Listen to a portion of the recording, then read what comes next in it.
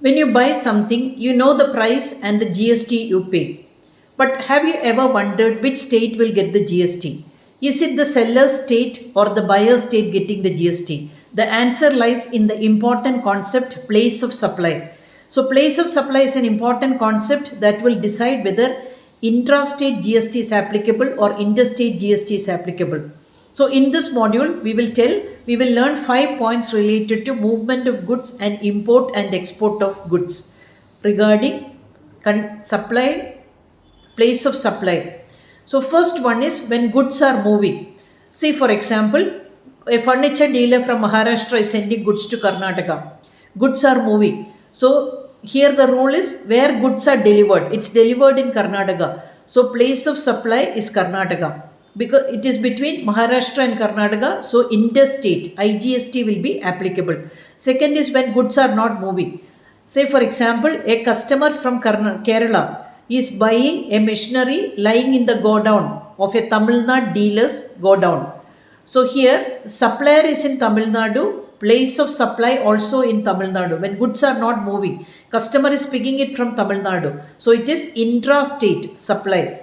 Supplier and place of supply in Tamil Nadu. Next is when goods are assembled. See for example, a dealer from Maharashtra is sending goods to sending a machinery to manufacture in Punjab, and the machinery has to be installed in the factory of the Punjab dealer.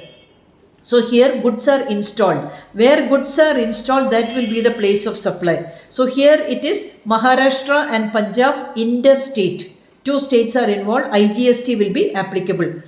Next is on board, goods supplied on board. When we take the aircraft or ship or train, we get the food served by the railway caterers or aircraft. All this food we will get. So what will be the situation? How the place of supply is decided? See for example, a caterer from Gujarat is loading foods to be supplied in a Gujarat train.